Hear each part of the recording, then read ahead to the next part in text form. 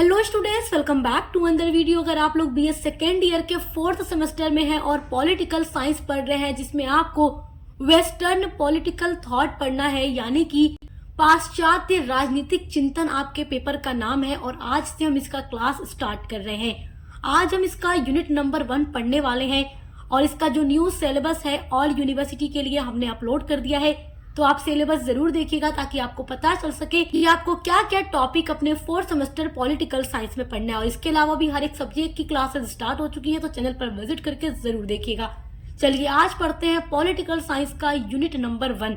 Unit number 1 में आपको पढ़ना है पश्चिमी प्राचीन चिंतन, सुकरात से पूर्व और सुकरात के बाद के चिंतन, ancient thoughts in west, pre Socratic and after Socratic thought. यानी कि सुकरात जो कि यूनान के बहुत ही फेमस दार्शनिक, विद्वान, विचारक रह चुके हैं, इनके पहले जितने भी विचारक रहे, सुकरात के पहले के जितने भी विचारक रहे जिन्होंने अपने अपने विचार दिए, उनके बारे में आपको पढ़ना है, उनके चिंतन यानी विचार आपको पढ़ना है। और सुकरात के बाद के जो विचारक रहे जैसे कि एपिक्यूरियंस, स्टोइक्स, प्लेटो या एरिस्टोटल, इनके जो विचार रहे वो आपको पढ़ना है। तो ये सारे जो विचारक के नाम आप देख रहे हैं ये सुकरात के बाद के विचारक हैं और सुकरात से ही प्रभावित हैं। सुकरात के शिष्य थे प्लेटो और प्लेटो के शिष्य थे एरिस्टोटल यानी अरस्तु। तो ये सारी चीजें आपको पढ़नी है। चलिए आई होप कि आप समझ गए होंगे कि यूनिट नंबर 1 में आपको पढ़ना क्या है, क्योंकि बच्चे कंफ्यूज हो जाते हैं सुकरात से पहले और सुकरात के बाद। तो आई होप ये डाउट क्लियर हो गया होगा। चलिए पढ़ते हैं। देखिए सुकरात के पूर्व के चिंतन, ये आपका टॉपिक है। तो अगर हम बात करें राजनीतिक विचारों के चिंतन को, तो हम उसको 3 कालों में विभाजित करते हैं। पहला काल होता है प्राचीन चिंतन, जो कि 0 से लेकर 500 एडी तक चलता है, यानी ईस्वी तक चलता है, जिसमें सुकरात से पहले के सारे वो चिंतक आते हैं। सेकेंड जो है मध्ययुगीन चिंतक होता है, जो 500 एडी से लेकर 1500 एडी तक पढ़ना है, जो आपको अपनी यूनिट नंबर 2 के अंदर पढ़ना है। और जो तीसरा काल आता है वो है आधुनिक चिंतन, यानी 1500 एडी से लेकर अब तक का जो काल है वो आधुनिक चिंतन में आता है और इसके जनक रहे मैकियावेली।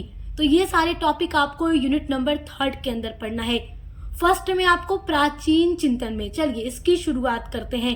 देखिए प्राचीन पाश्चात्य चिंतन की जो शुरुआत हुई वो मुख्य रूप से प्राचीन यूनान से मानी जाती है, लेकिन ऐसा नहीं है कि जो चिंतन है वो इसके अलावा अन्य देशों में नहीं था। हमारे भारत में था, मिस्र में, चीन में, ईरान, इराक, बहुत सारी जगहों पर भी चिंतन था, लेकिन इसकी जो शुरुआत मानी जाती है वो वेस्टर्न यानी कि यूनान से मानी जाती है। इसमें सुकरात, प्लेटो, अरस्तु, सिसरो आदि मुख्य विचारक हैं। तो आप सुकरात को जानते हैं जो कि यूनान के दार्शनिक थे, विद्वान थे, विचारक थे, और सुकरात के शिष्य प्लेटो थे, प्लेटो के शिष्य अरस्तु थे। तो ये सब यूनान के बहुत ही महान दार्शनिक थे। सिसरो थे, वो भी बहुत महान दार्शनिक थे। तो ये सारे जो विचारक थे उन्होंने राजनीति क्षेत्र में बहुत ज्यादा चिंतन अपने यानी विचार अपने दिए हैं। सुकरात से पहले पश्चिमी दर्शन को पूर्व सुकराती दर्शन कहा जाता है और आपको अपने इस टॉपिक के अंदर वही पढ़ना है, सुकरात के पहले के चिंतन के बारे में और सुकरात के बाद के चिंतन के बारे में। तो देखिए सुकरात के पहले के जितने भी चिंतक थे जिन्होंने अपने विचार दिए उनको पूर्व सुकराती दर्शन कहा जाता है। देखिए सुकरात से पूर्व के जितने भी दार्शनिक थे जिन्होंने अपने चिंतन दिए हैं वो मुख्य रूप से भौतिकवादी प्रकृति पर या ब्रह्मांड की उत्पत्ति पर या तर्क संगत व्याख्याओं पर केंद्रित थे, न कि व्यवस्थित राजनीति के दर्शन पर। यानी कि देखिए सुकरात के पूर्व के जितने भी विचारक थे वो किन चीजों पर जोर देते थे, ब्रह्मांड की उत्पत्ति कैसे हुई या तर्क संगत व्याख्याओं पर वो अपना ध्यान केंद्रित करते थे। भौतिकवादी प्रकृति के बारे में यानी पृथ्वी के बारे में, हवा के बारे में, पानी के बारे में या गणित के बारे में, नंबर जो संख्या गणित का होता था, उन सब चीजों पर वो अपना ध्यान केंद्रित करते थे। वो व्यवस्थित राजनीतिक पर अपना दर्शन नहीं देते थे कि यानी राजनीति के बारे में वो एक सिस्टमेटिक वे से स्टडी नहीं करते थे। लेकिन सुकरात के बाद के जितने भी आप विचारक देखोगे वो राजनीति पर अपना दर्शन देते हैं। तो आइए अब देखते हैं इनके बारे में।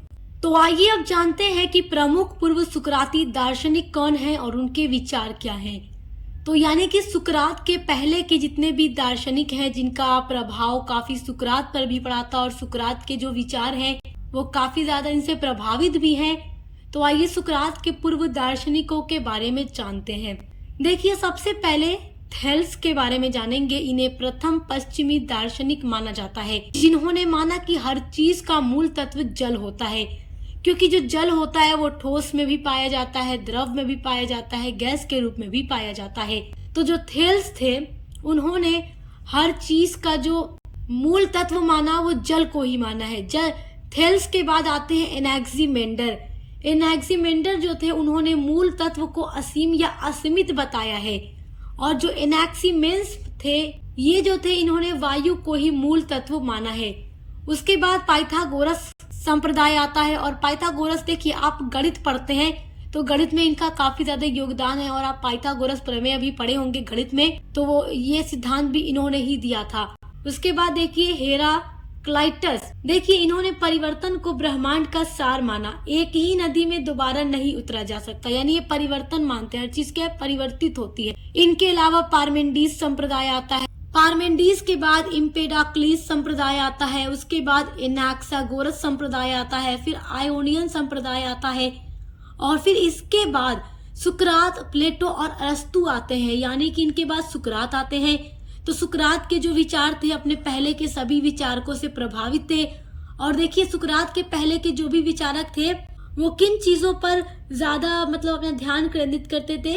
ये जो विचारक थे, मिथकों के बजाय प्राकृतिक कारणों से ब्रह्मांड को समझने का प्रयास करते थे। यानी भौतिकवादी प्रकृति, ब्रह्मांड की उत्पत्ति और तर्क संगत व्याख्याओं पर ये लोग केंद्रित करते थे अपना विचार, न कि व्यवस्थित राजनीतिक दर्शन पर। लेकिन जो सुकरात आते हैं, वो राजनीति पर भी अपना दर्शन देते हैं, राजनीति के क्षेत्र में अपना विचार देते हैं। और सुकरात के शिष्य थे, यानी स्टूडेंट थे, प्लेटो भी सुकरात से काफी ज्यादा प्रभावित थे। प्लेटो के शिष्य थे अरस्तु, जिनको अरिस्टोटल भी कहते हैं। तो इनका भी सिद्धांत सब आपको पढ़ना है इस यूनिट में। तो सबसे पहले चलिए हम सुकरात के बारे में पढ़ते हैं। तो हम सबसे पहले सुकरात के बारे में पढ़ेंगे, इनके जीवन के बारे में पढ़ेंगे, यानी इनकी जीवनी को हम देखेंगे। सुकरात का परिचय देखते हैं। देखिए, सुकरात का जन्म लगभग 470 बीसी यानी ईसा पूर्व में माना जाता है। 469 भी कहीं कहीं पर लिखा हुआ आपको मिल सकता है। तो लगभग 469 या 70 ईसा पूर्व यानी बीसी में सुकरात का जन्म हुआ था। और इनकी जो मृत्यु हुई वो 399 बीसी में हुई थी। तो देखिए, जो बीसी होता है ना, ईसा पूर्व, वो हमेशा घटते हुए क्रम में चलेगा। जितना बड़ा साल होगा उतना पुराना होगा, और जितना छोटा साल होगा, जितना छोटा नंबर दिखेगा आपको, वो आपको नया दिखेगा। जैसे हम बढ़ते हुए क्रम में बढ़ते हैं ना, 2025 से देखिए 2026 आया है। लेकिन पहले जो बीसी होता है, बीसी जो होता था वो घटते हुए क्रम में चलता था। तो हम 25 से 26 में आए हैं, लेकिन बीसी उल्टा चलता था। ये सारी चीजें मैं आपको पहले बता चुकी हूँ। सुकरात का जन्म एथेंस में हुआ था, यानी जो कि यूनान में है। ये काफी ज्यादा गरीब परिवार में पैदा हुए थे। तो ये गरीब परिवार में, यूनान एथेंस के गरीब परिवार में ये पैदा हुए थे। इनके पिता का नाम था सोफ्रोनिकस, जो कि पत्थर काटने वाले या फिर ये मूर्तिकार थे, यानी पत्थर को तराशते थे इनके पिता, या मूर्तिकार थे। और इनकी माता का नाम था फेनार्टो, या फेनार्टा भी आप कह सकते हैं। तो फेनार्टो इनकी माता का नाम था। और इनके एक भाई थे जिनका नाम था पेट्रोक्लीज। देखिए, कहा जाता है कि सुकरात का 2 विवाह हुआ था, इनकी 2 शादियां हुई थी। इनकी एक पत्नी का नाम मिराटो था, जिनसे इन्हें 2 बच्चे पैदा हुए। और इनकी दूसरी बीवी का नाम जेनथाइप था, जिनसे इन्हें 1 बच्चा पैदा हुआ, यानी इनके 3 बच्चे थे। तो जैसा कि आप ये जानते हैं कि सुकरात का जन्म एक गरीब परिवार में हुआ था, और इनके पिता एक पत्थर तराशने का काम करते थे। तो सुकरात भी पहले अपने पिता का ही व्यवसाय संभालते हैं, यानी पिता के साथ ही वो मूर्ति बनाने का काम या पत्थर तराशने का काम करते हैं। फिर बाद में जो सुकरात थे वो सेना में भर्ती हो जाते हैं और अपनी वीरता का परिचय देते हैं। सुकरात के द्वारा जितने भी युद्ध लड़े जाते हैं वो सभी युद्ध जीत लिए जाते हैं, क्योंकि सुकरात काफी ज्यादा वीर योद्धा थे और इन्होंने जितना भी युद्ध लड़ा वो सारा युद्ध जीत गए थे। उसके बाद देखिए 65 वर्ष की आयु में वो राज्य परिषद के भी सदस्य चुने गए थे। सुकरात एक योद्धा के साथ साथ एक विद्वान और एक महान दार्शनिक भी थे। तो देखिए ये इतने विद्वान दार्शनिक थे, इतने महान दार्शनिक थे, ये वीर योद्धा थे, लेकिन फिर भी इनको विषपान 399 ईसा पूर्व में करना पड़ा था। और विषपान इन्हें क्यों करना पड़ा? विषपान का मतलब जहर का प्याला इनको पीने के लिए दिया गया, एक सजा के रूप में इन्हें मौत की सजा सुनाई गई थी। और यूनान में पहले जैसे मौत की सजा के लिए जहर का प्याला दिया जाता था जिसको पीकर इंसान मर जाते थे। तो इतने विद्वान होने के बावजूद भी इन्हें विष पान की सजा दी गई 399 ईसा पूर्व में, क्योंकि इतने महान दार्शनिक के ऊपर 3 आरोप लगाए गए थे। 3 आरोप की वजह से ही इनको विष पान करना पड़ा था। देखिए, सुकरात के ऊपर जो पहला आरोप लगाया गया वो आरोप ये था कि सुकरात जो है उन देवी देवताओं का विरोध करते हैं जो उनके राज्य के लोग पूजते हैं। तो लोगों ने इनके ऊपर ये आरोप लगाया कि जो राज्य के अंदर देवी देवता पूजे जाते हैं, सुकरात उनका विरोध करते हैं। क्योंकि देखिए, यूनान में हर एक चीज के लिए अलग अलग देवता पूजे जाते थे, देवी देवताओं को पूजा जाता था। तो इनके ऊपर पहला आरोप तो ये लगा कि ये उन देवी देवताओं का विरोध करते हैं। सुकरात के ऊपर जो दूसरा आरोप लगाया गया वो आरोप ये था कि ये देखिए देवी देवताओं का विरोध करते थे। पहला आरोप तो ये था, और दूसरा आरोप ये लगाया गया कि सुकरात कल्पित देवता का महत्व प्रदान कर रहे हैं। यानी कि सुकरात कल्पित देवता को महत्व प्रदान कर रहे हैं, यानी सुकरात एक ईश्वर में विश्वास रखते थे। इनका कहना था कि ईश्वर एक है और जो अनेक देवी देवता पूजे जा रहे हैं वो इनका विरोध करते हैं और कल्पित देवता को ये महत्व प्रदान कर रहे हैं। तो दूसरा आरोप सुकरात के ऊपर ये लगाया गया था। और तीसरा आरोप ये लगाया गया था कि सुकरात जो है अपनी शिक्षाओं के माध्यम से युवाओं को पथभ्रष्ट कर रहे हैं, गुमराह कर रहे हैं। और इनके ऊपर ये भी आरोप लगाया गया कुछ व्यक्तियों के द्वारा कि ये अपनी जो शिक्षा दे रहे हैं उनके माध्यम से युवाओं को क्या कर रहे हैं, पथभ्रष्ट कर रहे हैं, गुमराह कर रहे हैं। तो 3 इन आरोपों की वजह से सुकरात को सजा दी जाती है।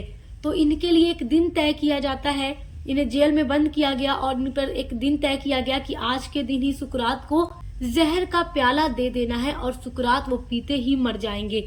तो देखिए, सुकरात के शिष्य थे जिसमें आते हैं जेनोफेन, प्लेटो, क्रीटो, ये सब सुकरात के शिष्य थे। जिस दिन सुकरात को विष पान करना था उस टाइम ये सारे शिष्य उनके पास मौजूद थे और उन्होंने सुकरात से ये भी कहा कि आप यहाँ से भाग जाइए, जेल से निकलकर भाग जाइए। तो जो सुकरात के शिष्य प्लेटो थे या क्रीटो थे या जो जेनोफेन थे, इन्होंने सुकरात को जेल से भागने की सलाह दी, लेकिन सुकरात नहीं भागते। उनके शिष्य उनसे ये कहते हैं कि आप यहाँ से भाग जाइए, आपके भी परिवार है, उनके भरण पोषण का दायित्व आपके ऊपर है, आप यहाँ से भाग जाइए क्योंकि आपने कोई गलत नहीं काम किया है, फिर भी यहाँ पर विष पान करना पड़ेगा। लेकिन सुकरात कहते हैं कि नहीं, मैं यहाँ से नहीं भागूंगा, मैं राज्य के कानून का पालन करूंगा। भले ही ये कानून अगर गलत हो, बुरा हो, लेकिन मैं इसका पालन करूंगा क्योंकि राज्य के कानून का पालन करना चाहिए। क्योंकि अगर मैं आज भाग गया तो मेरे साथ मेरे विचार भी मर जाएंगे, और अगर यहाँ पर आज मैं विष पान करके मर जाऊंगा तो मेरे जो विचार हैं वो हमेशा हमेशा के लिए जिंदा रहेंगे। ये कह करके वो नहीं भागते, क्योंकि जो सुकरात थे हमेशा सत्य की खोज किया करते थे। उन्होंने कहा चाहे कुछ हो जाए मैं विष पान करूंगा, मैं यहाँ से नहीं भागूंगा।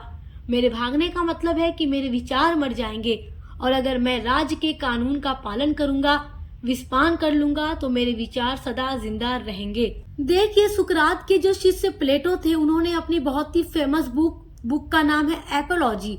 इस बुक में प्लेटो ने सुकरात के विषपान का वर्णन भी किया है, और प्लेटो ने इसके अलावा और भी जो भी बुक्स लिखी हैं, किताबें लिखी हैं, उनमें जो भी इन्होंने विचार दिए हैं वो कहीं ना कहीं सुकरात से प्रभावित है, क्योंकि प्लेटो जो थे सुकरात के ही शिष्य थे।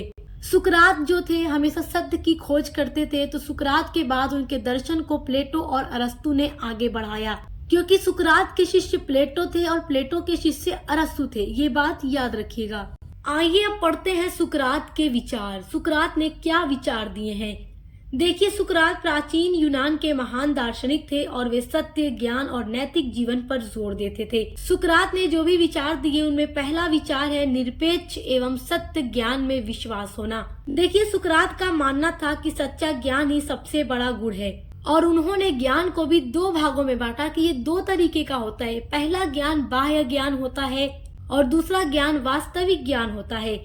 बाह्य ज्ञान का मतलब था इनके कहने का कि जो हम अपने इंद्रियों से प्राप्त करते हैं, यानी कि कान से सुन करके, आंख से देखकर, नाक से सूंघकर, या अपने मतलब इंद्रियों के माध्यम से जो ज्ञान हमें प्राप्त होता है उसको सुकरात ने बाह्य ज्ञान कहा है। और वास्तविक ज्ञान को क्या कहा है कि जो हम बुद्धि और तर्क से प्राप्त करते हैं, जो हम अपनी बुद्धि से, तर्क से, ज्ञान और कौशल के माध्यम से जो ज्ञान हम प्राप्त करते हैं उसको सुकरात ने वास्तविक ज्ञान कहा है। सुकरात का कहना था कि केवल इंद्रियों से मिला ज्ञान ही पूरा ज्ञान नहीं होता, हमें तर्क से भी सत्य को खोजना चाहिए, हमें तर्क के माध्यम से भी सत्य की खोज करना चाहिए, सत्य तक पहुंचना चाहिए, क्योंकि सुकरात सत्य की खोज में विश्वास रखते थे और ये हमेशा सत्य की खोज किया करते थे। सुकरात का दूसरा विचार है परम श्रेयस में विश्वास। देखिए, सुकरात के अनुसार मनुष्य को ऐसा जीवन जीना चाहिए जो नैतिक और सद्गुणों से भरा हो। उन्होंने कहा था कि धन, शक्ति या प्रसिद्धि से अधिक महत्वपूर्ण अच्छा चरित्र और आत्मा की शुद्धता होती है। सुकरात का तीसरा विचार है निर्लिप्त बुद्धि का शासन। सुकरात का कहना था कि समाज और राज्य का संचालन बुद्धिमान और नैतिक लोगों के हाथ में होना चाहिए, इसीलिए वे ज्ञान और तर्क को सबसे ऊंचा स्थान देते थे। सुकरात का चौथा विचार है कानून संबंधी विचार। सुकरात कानून का सम्मान करते थे। जब सुकरात के ऊपर झूठा आरोप लगाकर उन्हें मृत्यु दंड की सजा दी गई, उन्हें विषपान यानी जहर पिलाया गया, तो भी वो वहां से नहीं भागते हैं और उन्होंने कानून का पालन किया और भागने से इनकार कर दिया। उनका मानना था कि कानून समाज को व्यवस्थित रखता है और नागरिक का कर्तव्य है कि वो कानून का पालन करे। इनके ऊपर जो आरोप लगा वो उसके बावजूद भी कानून का ही पालन करते हैं और विषपान ये कर जाते हैं। सुकरात का जो पांचवा विचार है वो है मानव स्वभाव। सुकरात के अनुसार मानव स्वभाव दो तरीके का होता है, एक कमजोर और दूसरा शक्तिशाली। कमजोर में इन्होंने क्या बताया कि देखिए, जो इंसान लालची है या नफरत करने वाला है, ये सारी चीजें जो इंसान के अंदर है वो क्या है, उसको कमजोर बनाता है। और जो इंसान शक्तिशाली है यानी कि जो लालची नहीं है, जो हमेशा सत्य और ज्ञान की खोज करता है, अच्छे काम करता है, क्योंकि जब उसे ज्ञान होगा तो वो कभी गलत काम नहीं करेगा, क्योंकि इनका मानना था कि अज्ञानता ही पाप है। क्योंकि जब इंसान को सही ज्ञान नहीं होता तो वो गुनाह करता है, गलत काम करता है। और जब इंसान को सही जानकारी होती है हर एक चीज के बारे में कि क्या चीजें सही है, क्या चीज गलत है, तो वो पाप नहीं करता। यदि इंसान के पास ज्ञान होगा तो वो पाप नहीं करेगा, और अगर वो अज्ञानता उसके पास होगी तो वो पाप करेगा।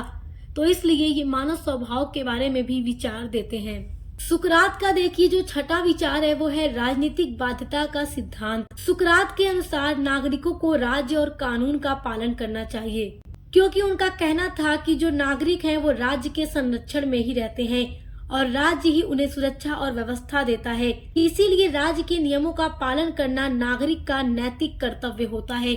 तो ये 6 विचार आई होप कि आप लोग समझ गए होंगे जो सुकरात ने दिए हैं। आई होप कि आज के वीडियो का टॉपिक आप बहुत अच्छे से समझ गए होंगे। आज की वीडियो में हमने सुकरात के पूर्व के जो विचारक हैं उनके बारे में पढ़ा और सुकरात के बारे में पढ़ा है। अगली वीडियो में देखिए जो टॉपिक आपका बच्चा है, जैसे कि प्लेटो या अरस्तु या और अदर जो भी हैं, उनके बारे में हम पूरा डिस्कस करेंगे। तो आपकी जो ये वीडियो होगी कई पार्ट्स में अपलोड होगी। एक सीक्वेंस में आपको हर एक सब्जेक्ट की क्लास करने के लिए मिलेगी। आप चाहे कोई भी सब्जेक्ट पढ़ते हैं, सक्सेस मास्टर पॉइंट पर विजिट जरूर कीजिएगा, चैनल को सब्सक्राइब करिएगा, क्योंकि यहाँ पर हर एक सब्जेक्ट की पढ़ाई बिल्कुल फ्री ऑफ कॉस्ट कराई जाती है और पूरा मॉडल पेपर, महासंग्राम क्लास सब कुछ आपको फ्री में प्रोवाइड किया जाता है। नोट्स के साथ पूरी क्लासेस मिलती हैं। तो सब्सक्राइब करना मत भूलिएगा और दोस्तों के साथ शेयर जरूर कीजिएगा। समझ में आया तो कमेंट करके बताइएगा, जिससे हमें काफी खुशी मिलती है। अब मिलते हैं अगली वीडियो के साथ।